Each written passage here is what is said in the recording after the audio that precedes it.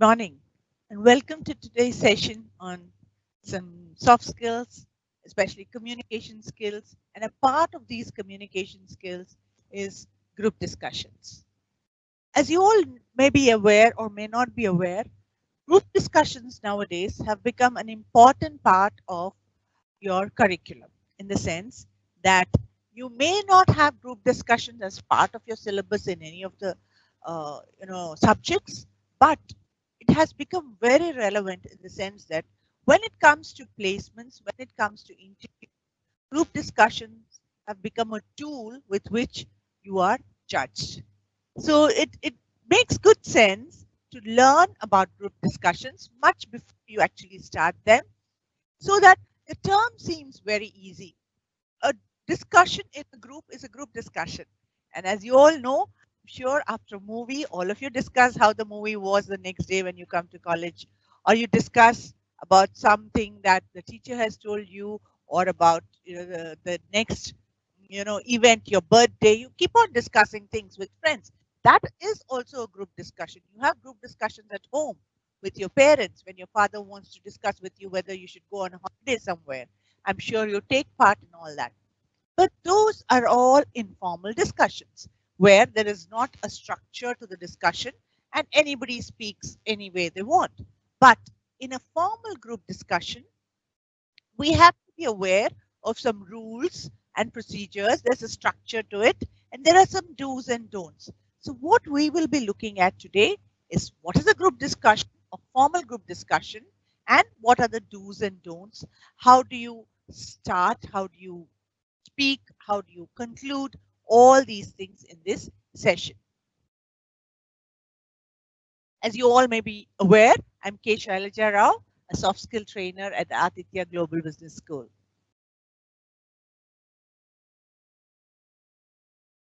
So, what is a GD?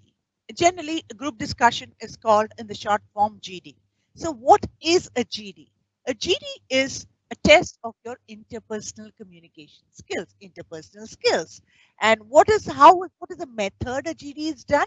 It is done when a group of candidates are given a topic, some topic is selected and given to them, and it's given a certain duration is given, maybe 10 minutes, 15 minutes, depending on the number of participants, and then they're asked to discuss about that topic and how they discuss on that topic, what points they make, how confident they are, what's the language they use, what is the vocabulary they use. All these are considered when a group discussion is being judged. So at the macro level, what are people looking at the macro level? Why group discussions?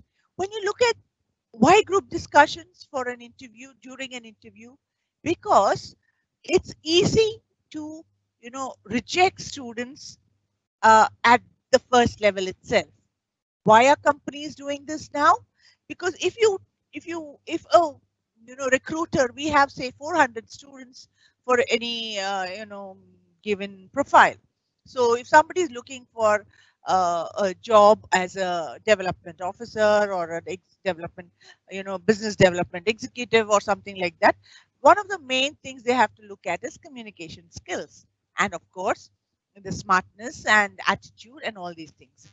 Group discussion is a place where all these things come to the fore. How does that happen?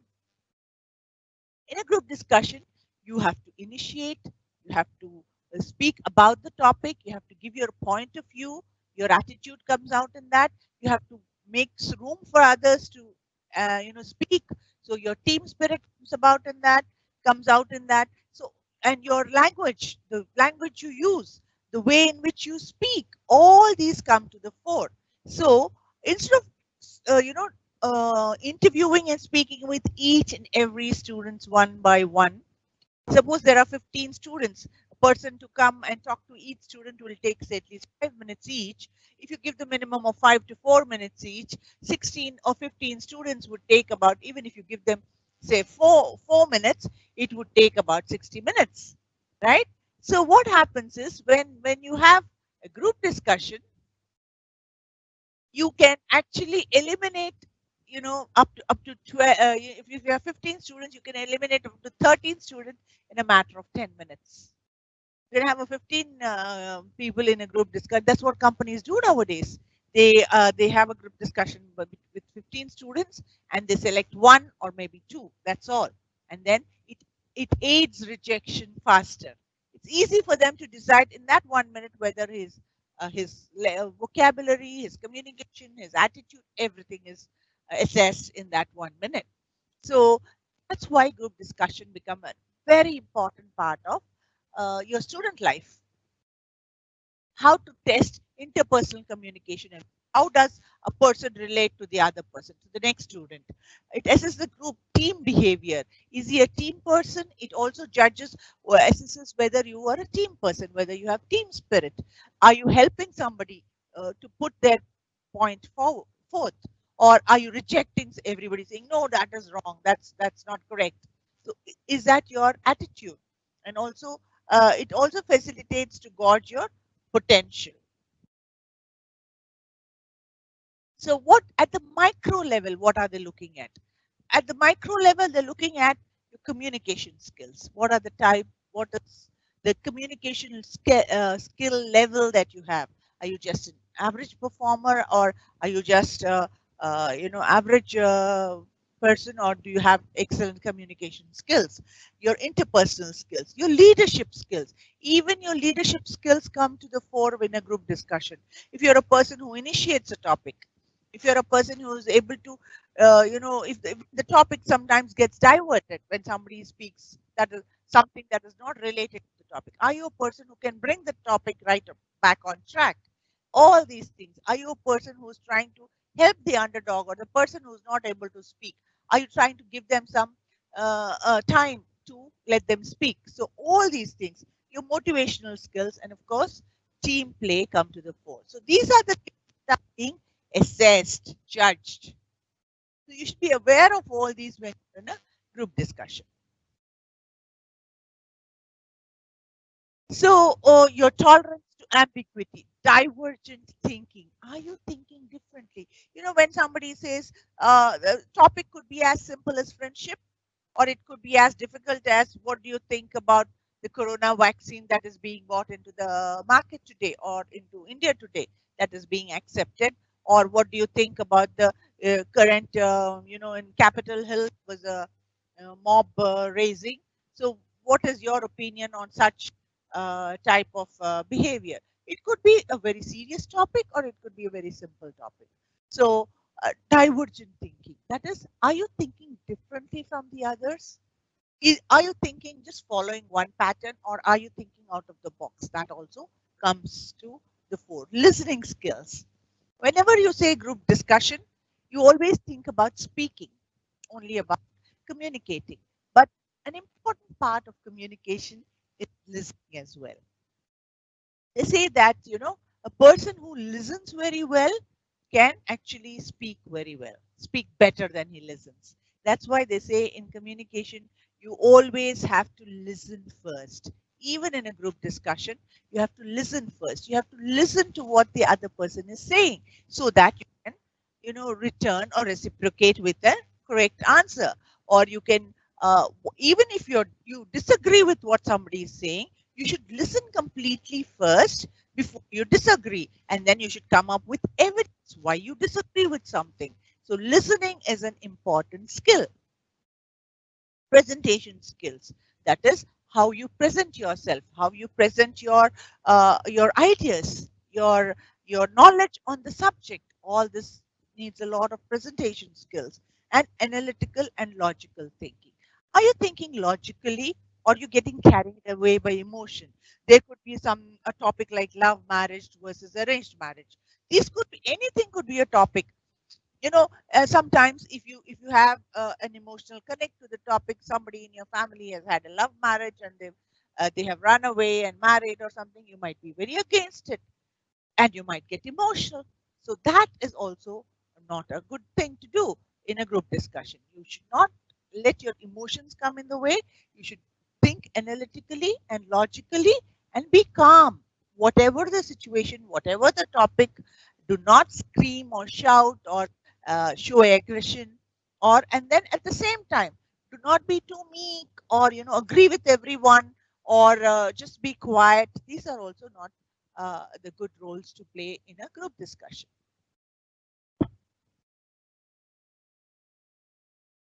And then types of GDs. There are a few types.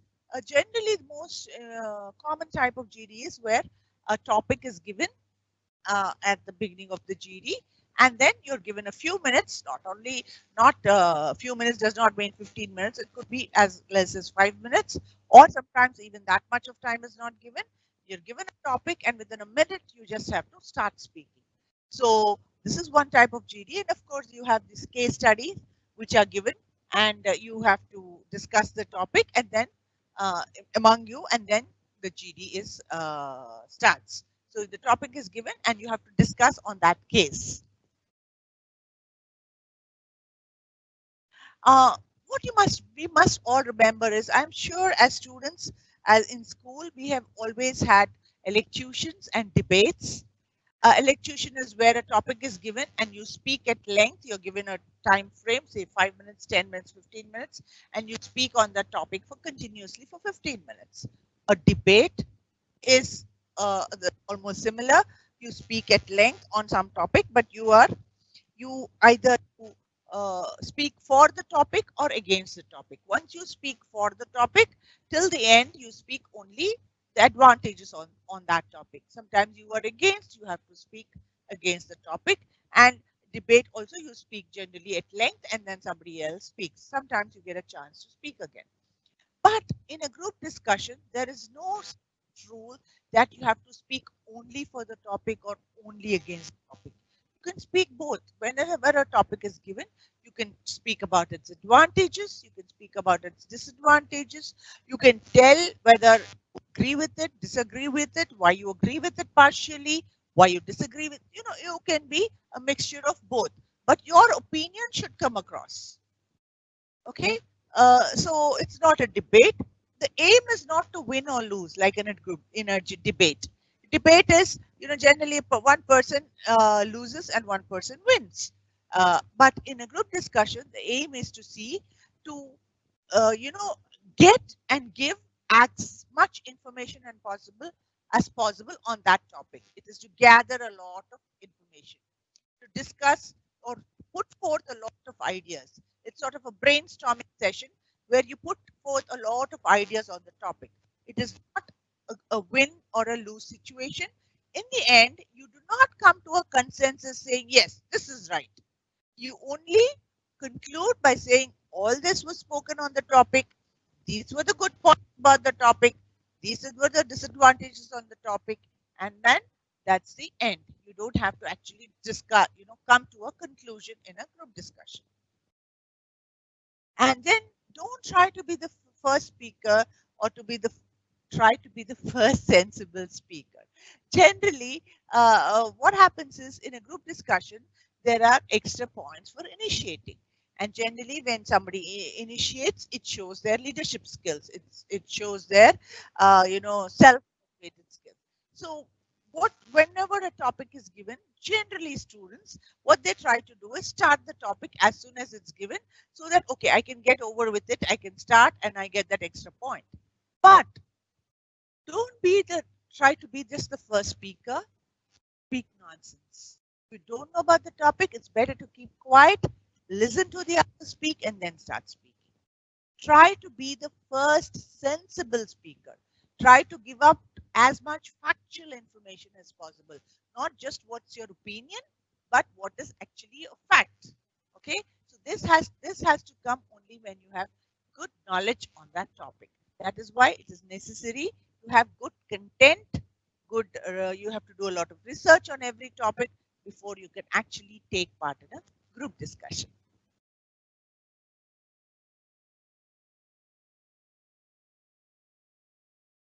Okay, the assessment. So what is the adjudicator or the person who is, coordinating the group discussion? What is he looking for? What are they testing? What are they assessing? So we should know that when we go for a test, we know what they're going to test, right? If you have a subject test, you know they're going to test your knowledge on the subject. They're going to test your spellings. They're going to test your written skills and all that. So in a group discussion, what is being tested? So what is being tested is your command over the spoken English. That is, can you speak English well?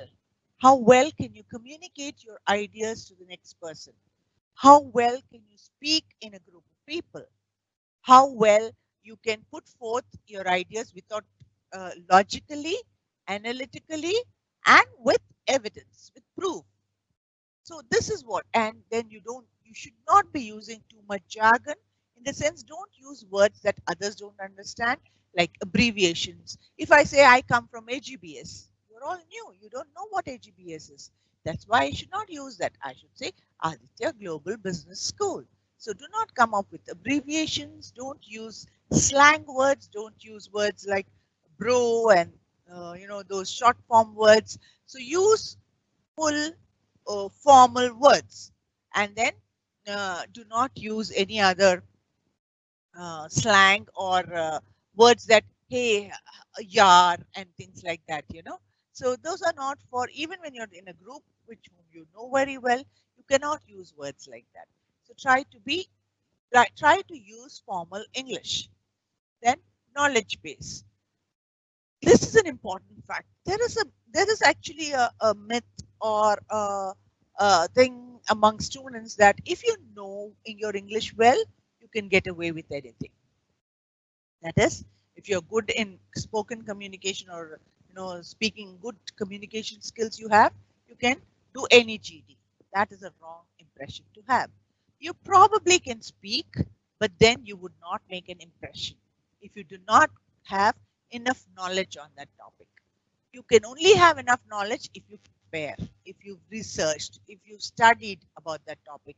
So whenever you have a group discussion, if the topic is given, study beforehand. Or else if you're going for a group discussion where it's a recruitment, you don't know the topic, take some current affair topics, the latest ones, prepare on that, then prepare on some general topics, and then probably you can do well.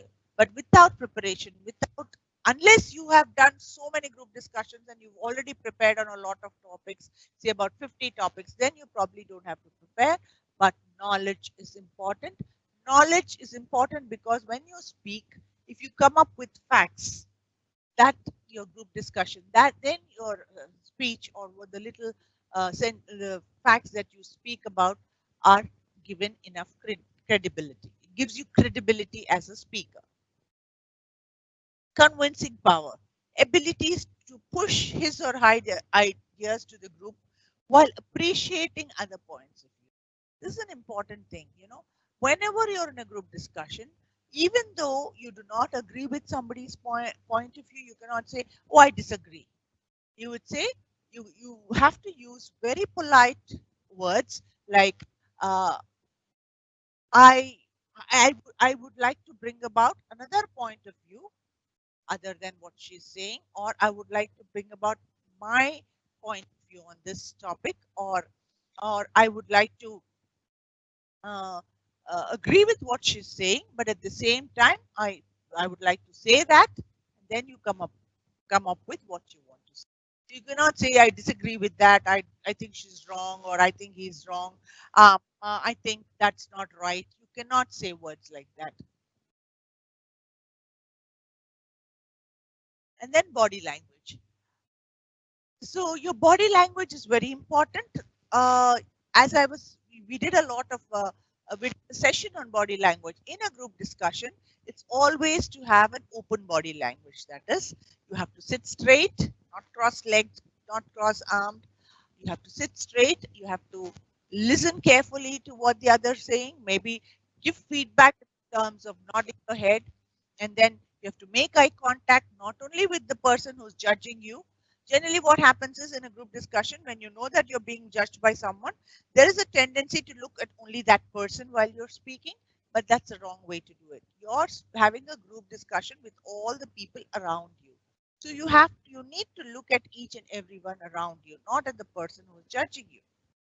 So you need to make eye contact while listening, while speaking to eat not just to one person, but not the person who just spoke before you, but to everybody in the group while you're making your point.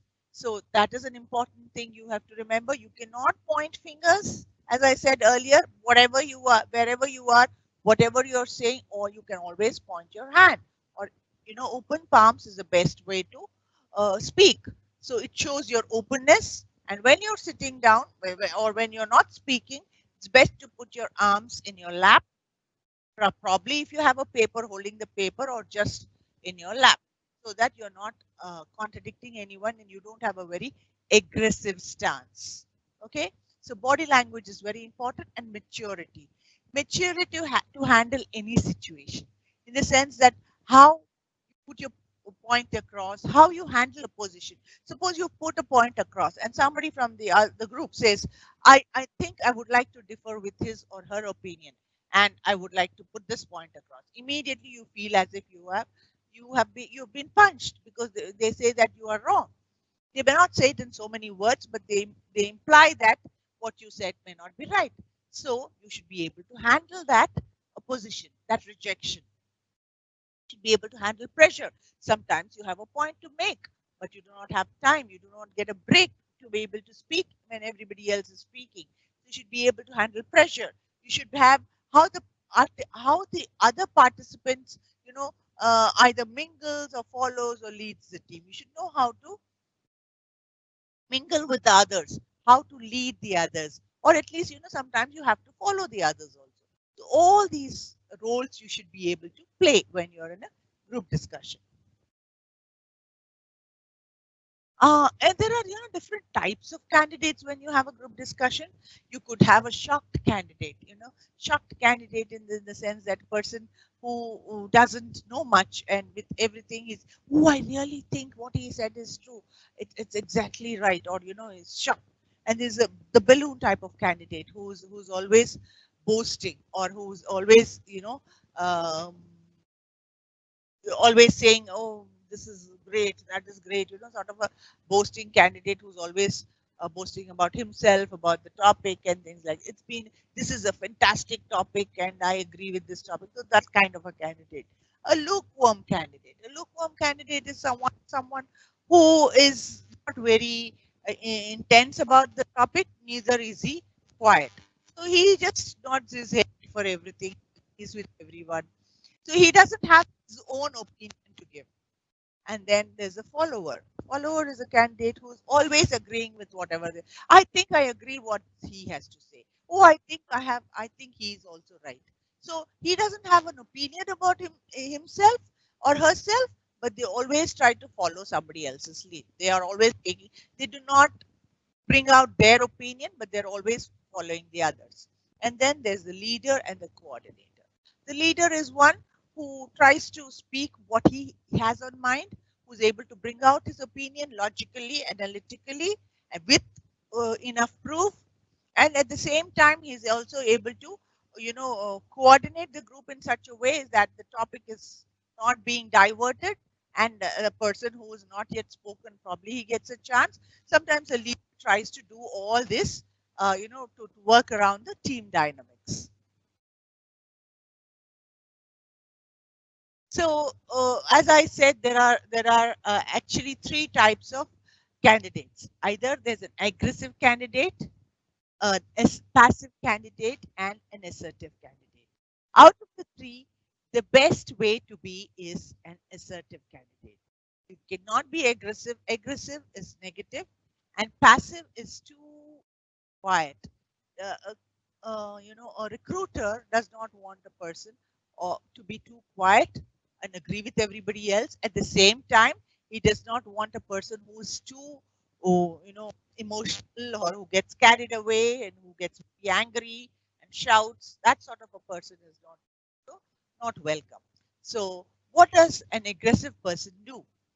He has mottos and beliefs, and everyone should be like me. He or she thinks that whatever I say is right, and everybody should agree with me. And I'm never wrong. I got rights, but nobody else has it. And a passive person is, he won't express his feelings. Though he has some things, he may not agree with the aggressive person, but he's too afraid to say. So he will not express his feelings. He always thinks that others are correct, they have more rights than I do. And then what does an assertive person think? Assertive believes in himself and he believes in the others too. And he says, I have rights to speak what I think of, my opinion, but the same way the others also have the same right. So I will speak my point of view. I'll let others also speak their point of view. I may not always win, but I would not like to lose as well. So for me, it would be a win-win situation. But an aggressive person wants to win always. He doesn't matter if he puts somebody down. He will be, he doesn't mind if somebody loses, but he wants to win. Communication skills. Generally, an aggressive person has a closed mind. He thinks what he thinks is right. That there cannot be a mistake, that whatever he says or feels is the right thing. And he's a poor listener. He will not listen to what the others have to say. He will not accept others' view and keeps on interrupting and monopolizing the situation. There are, in a group discussion, there are some students or there are some participants who always, every other person, when somebody puts a point of view, this person speaks. Then somebody else says something, this person speaks. Then somebody else says something, this person. So he has to monopolize the conversation.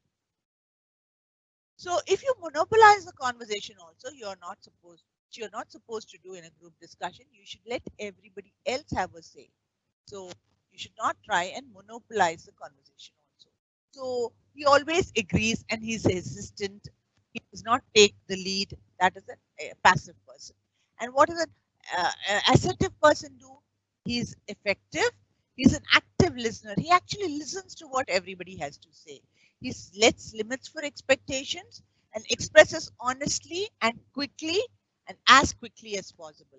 Generally when an aggressive person, he tries to take as much time as possible with a loud voice, with finger pointing and, with a stance and saying that I know everything, that kind of a thing, and I'll take as much time as I want. That does not augur well for a group discussion. In a group discussion, you should listen. You don't have to be meek, then you come across as a passive person, but you have to be open. You have to be able to listen to others and then reciprocate according to the situation.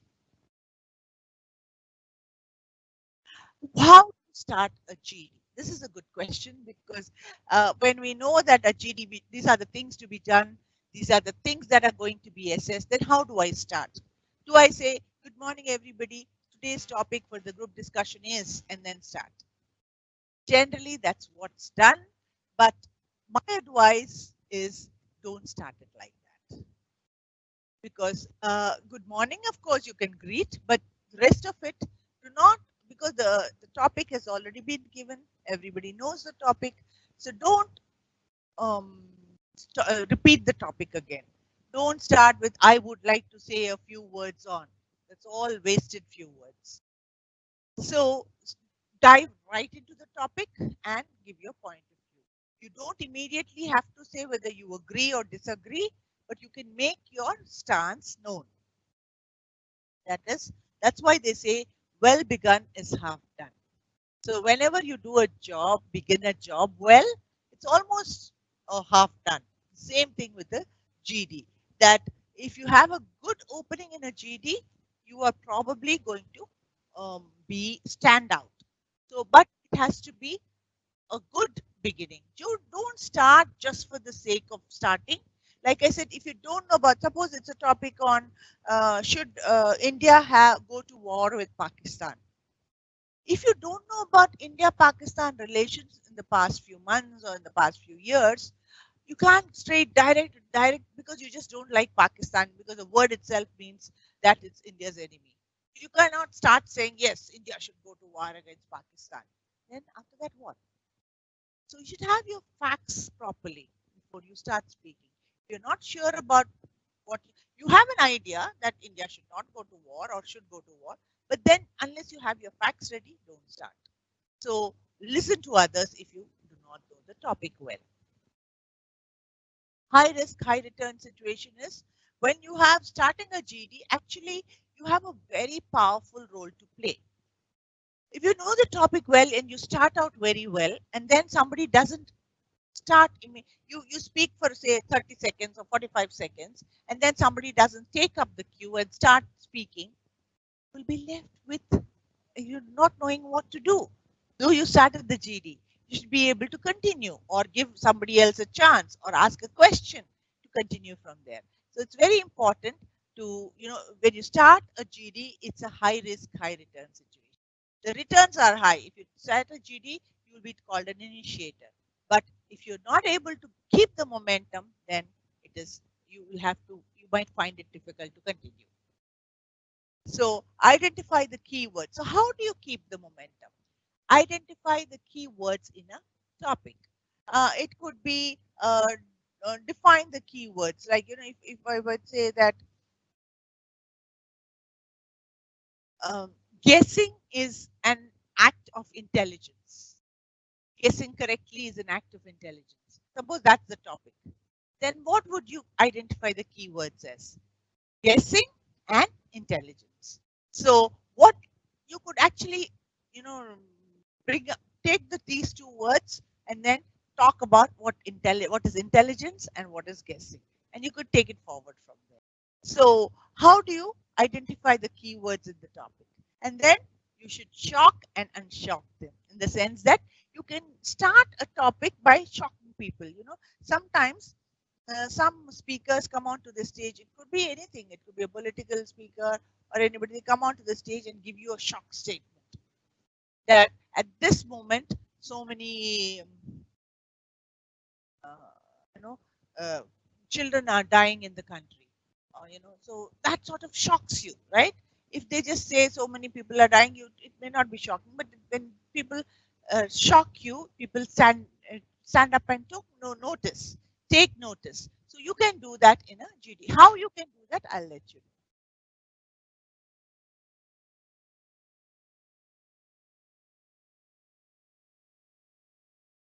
Shock can be created in different ways. How can that be done? Share a story.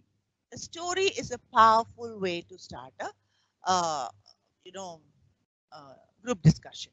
You could talk about, give a small story with we always talk about the hare and tortoise story. Suppose you were talking about time management here, or something about work ethic, or how manage time and work, something like that. You could talk about the hare and tortoise story, because you could say it in three simple lines. You could talk about, earlier it was said, all of you have heard the hare and tortoise story, right? So in the beginning, they used to say that after listening to that story, slow and steady wins the race, right? But now, no, it's no longer slow and steady wins the race.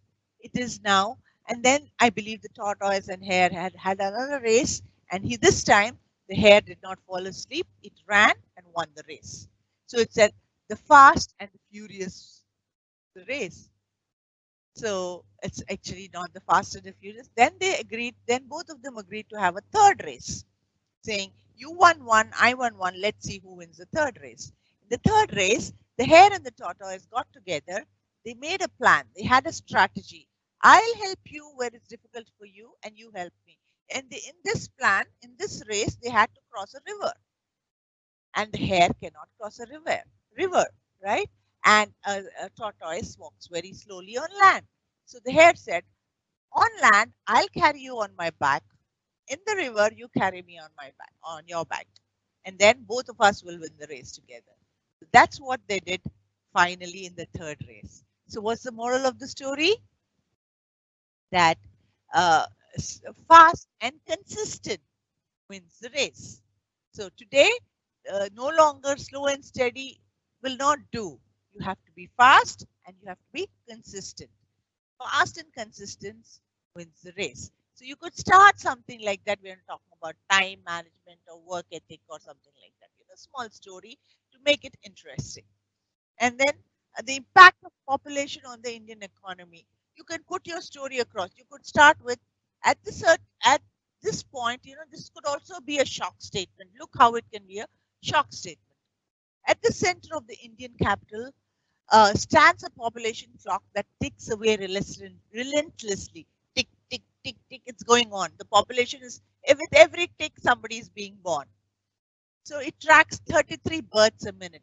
Imagine, in every 2 minutes, almost, 1.5 minutes, there's a new baby being born. Okay, 2,000 an hour and 48,000 a day. Imagine 48,000 people are born in a children are born in a day, and then which calculates to about 12 million every year, which is roughly the size of Australia. So Australia only has a population of 12 million. So, and maybe now it's 14 million, but still, it's that means every year we in India, our population size increases by like the population of an entire country. Isn't that shocking? Instead of just saying that we have about 12 million births every year. Okay, 12 million. Okay, you just listen to that number. But when you put it like this, it shocks you, right? So that's what it's called, a shocking opening. And definitions. Use of definitions. Whenever you are given GD, you could start off by using definition. You can use a definition only if you know the definition. You cannot make up a definition. A definition is actually a quote, right? Somebody has defined it in a certain way and you're going to repeat the same thing. So you have to be sure that you get it right. You cannot change your definition for anything, right? So for example, if the topic of the GD is advertising is a diplomatic way of telling a lie. Did you get that? Advertising is a diplomatic way of telling a lie. Suppose we had a GD on this. Would you agree or disagree? So do you think all advertisements are lies? They're all liars? Or do you think that this is too exaggerated? But you could have any of these opinions. So why not start? Then you could start the GD by not agreeing with this or disagreeing with this, but you could start with what is the meaning. Like I said, keyword. The keyword here is advertising. So what is the meaning of the word advertising? What is the definition of the word advertising? The keyword in that topic. Any paid form of non-personal presentation and promotion of ideas, goods, or services through mass media like newspapers, television, magazines, or radio can be identified by an identified sponsor is called an advertisement. That means any goods, services, or ideas when you put them out through mass media like newspaper, television, radio, magazines, and then somebody pays to do that, it's called an advertisement. So you can start a topic with the definition about the keywords, like I said. Use quotes. Quotes are also very important. Like, in the beginning, we heard anything that's well begun is half done. So you could use any quote like, should, when someone is once upon a time, uh, you should have a good opening pitch. So if the topic of the GD is, should the censor board be abolished? Should it be abolished? You could start with a quote like, hidden apples are always sweet, or the grass on the other side is always greener. Or you could say, you could start off, if this was the topic today, I would start a discussion with our sense, is the censor board should be abolished. But watching OTT or the serials that are coming on television today, I would say the censor board in a country like India plays a very important. Just look at the other side of the screen. Now just look at the television. Without the censor board, how much violence, how much sex, and how much vulgar language is going into the content, which is very harmful for the youth. There is, of course, a warning saying it's suitable for only 13 and above, or 15 and above, or 18 and above. But who's watching all that? Nobody cares. You just put it on and watch. So the censor board is playing a very important role. You could start a discussion like that. So wheel data. That is, wheel data in the sense, have a lot of data to protect yourself, because data, facts and figures are important. So that is why content is important. That is why knowledge on the topic is important. That's why when you stating relevant facts in a discussion, it's an convincing way of impacting, you know, people and making them value your point of view. When you say censor boards are not relevant to should be banned, but if they were not banned, if you had a point across, when movies like was that even Bombay, I think. Bombay, and some movies when they come out, riots happen, and when the languages or the language or even the dialogues are not censored, people get affected. Some sentiment, some people feel hurt. One religion sentiment is hurt. Somebody's religious sentiment is hurt. Then there is a lot of rioting going on and lots of um, violence and clashes and things like that. So if you are able to bring that out when you're talking about that after this movie was released, this is what happened. After this movie was released, this is what happened. If you have those facts, people will be convinced that censor boards are necessary for the Indian society. So this is what we say when you should have relevant facts. Like for example, you can approximately sometimes when you say relevant facts, it's not possible to remember all the numbers. I can say that that 70% of the Indian population is in the agricultural sector, or they are in the rural areas. Approximately, it could be 72, it could be 75, it could be 69, but approximately 70%, or you could say almost 2/3 of the earth is surrounded by water, or so. So then what it goes to say, it's almost 2/3. It's not the exact figure, maybe, but somewhere close. So in macro level, you can make those adjustments and talk about a round figure. But at the micro level, in the sense that you cannot say there are 30 states of India instead of 29. You cannot say that. Oh, it's just different of one. But it's a fact which all of us should know. It's a fact which you should know when you're speaking about India. So you cannot give this wrong fact. You cannot say 30 states instead of 29. 29 along with Telangana, the recent state. Earlier it was 28. After Telangana, it became 29. So we have to say 29 states of India instead of, you cannot say 30 states or around 30 states. So there are some facts and figures which you can, if it's at a large scale, you can, go to a roundabout figure. But if it's something very small, it has to be appropriate figure. The do's and don'ts of a GD. So revise standard topics. Like I said, always be prepared. How do you prepare? When you have content for some standard topics. It could be friendship, it could be education in India, it could be gender bias, it could be women empowerment, it could be about the environment. These are general topics, pollution, environment, all this come into one basket. Like Swachh Bharat, pollution, environment in one basket.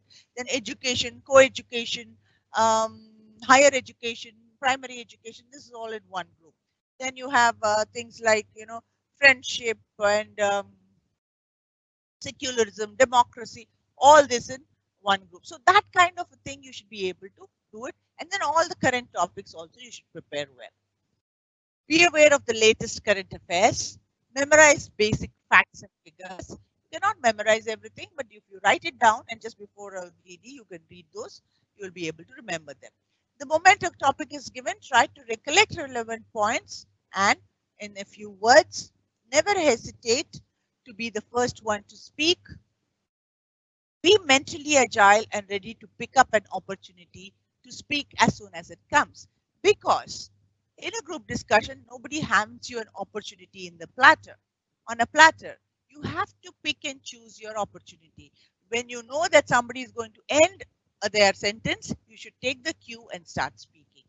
So this is an important point. You have to be agile. That is, you You have to listen constantly, not only keep on thinking about what you're going to say, but you have to listen to what the other person is saying and then reciprocate accordingly.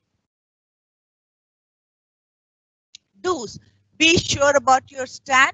Try to establish a rapport with as many group members as follows. Don't disagree with what everybody is saying. If you disagree, you will come out as a lone opponent. So try to agree and try to share their point of view and try to understand their point of view. Of course, you may differ, but then put it across very humbly. And then listen carefully and agree when someone puts forward a good point.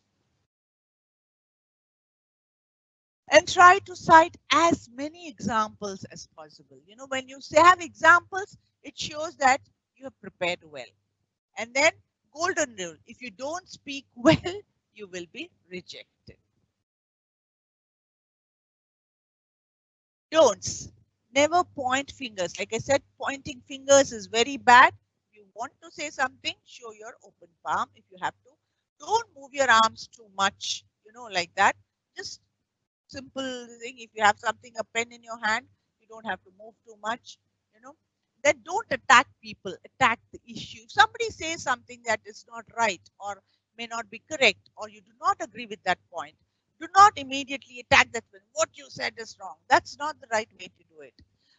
Okay, so if that is a point of view, I would like to differ. I would beg to differ and say that, then you can continue. So don't attack the person.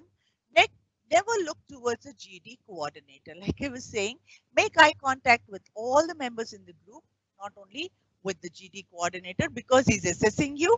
He also knows that you're trying to look at him or make eye contact because you want better marks. So never do that. Try to look at everybody else, not only at the last speaker, the person who's raised the topic, but all the others as well. Never try to assume the self-styled leadership position. Don't try to be the leader of the group. Just speak so well that you become the leader, but do not assume the leadership role. Never commit the mistake of contradicting your own previous points. Remember that. Never disagree with a candidate in a blunt manner.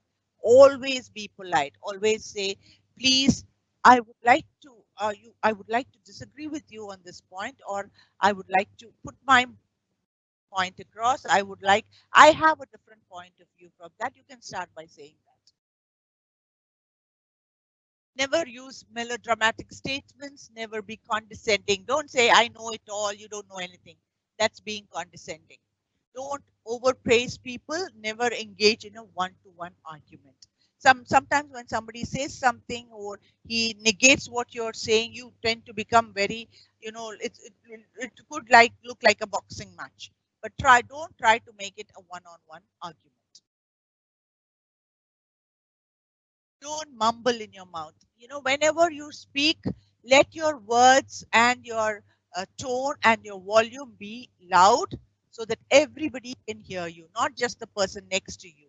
You should aim your voice in such a way, the volume in such a way, that the person who's sitting farthest from you, if the educator is standing somewhere about 8 feet across or 10 feet across the room, he should be able to hear what you're saying, and everybody else in the group should be able to hear. So you should speak in a loud enough voice. Never use pet words, short words, or things like mom, dad, and all these informal kind of words. Don't say too many ahs. Those then ahs are also not actually. Don't start every sentence with actually, usually, and then never tells an experience in the first person mode. Body language. Do not sitting posture is very important. Do not sit in a cross-legged and cross-armed position. Okay. Use of finger, I already told you. Use of palm, I already told you. Eye contact, hand on neck. Hand on neck is like this, when you're not sure. Hand on head is when you're bored. If you sit like this, you're bored. So you cannot be bored. You have to listen to the other person and try to involve yourself in the topic. Okay, so all these things are gestures which are very important. few myths in a GD is this: you have to be aggressive to get selected. Wrong. Sometimes, I have students who come to me and tell me, Madam, I spoke so loudly and I was the only one speaking, but I did not get selected. She only spoke once and she got selected. So being aggressive doesn't get you selected, even if you speak only one line, but that one line is different from, it's got a different point of view. It's an out of the box thinking. So that person will get selected. Speaking more is required. Wrong again. You can speak less, but if you speak the correct points, you will be selected. Always speak in favor. Wrong again. You don't have to always speak in favor. You can speak in favor and against. You can have mixed opinion as well. Opponents must be cut down. No. Everyone must agree to your points. No. What you say must be unique and you should be stylish. No again. It has to be unique in the sense that it has to be different from what others say, but all the time you cannot be different.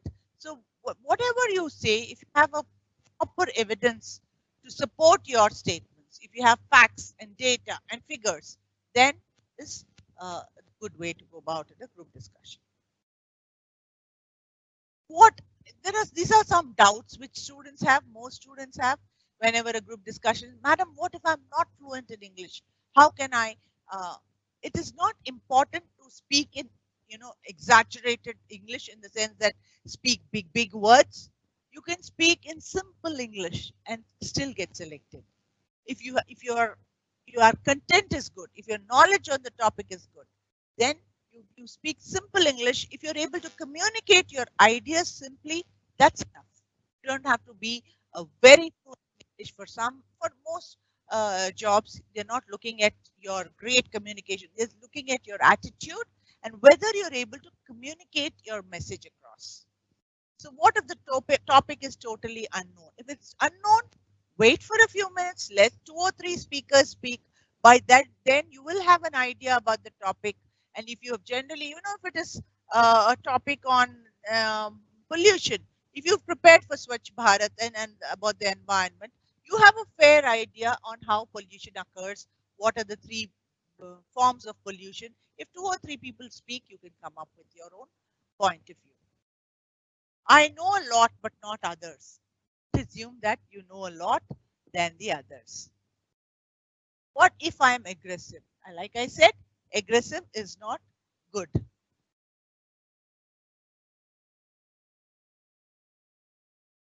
What if I have a low voice?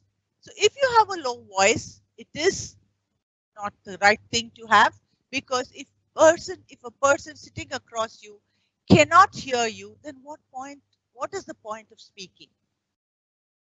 You may have a low voice, but try to train your voice in such a way that you should be able to hear. If you can sing well, but madam, I can sing very.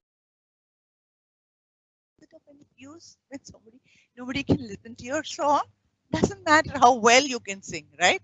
Same thing with the low voice. You may be most intelligent person, but if you cannot speak loud enough so that the others can hear you, what point is your intelligence? So try to you don't have to shout, but at the same time, you should be audible enough that the person who's sitting away from you should be able to hear you. What should my stand be? In a group discussion, it need not be only for or against. It can be a mixture of both. You can come up with both the points saying, this is the topic and this is what are the advantages and these are the disadvantages. And I think that the advantages are more than the disadvantages. So I would like to speak for the topic. So you can speak on both.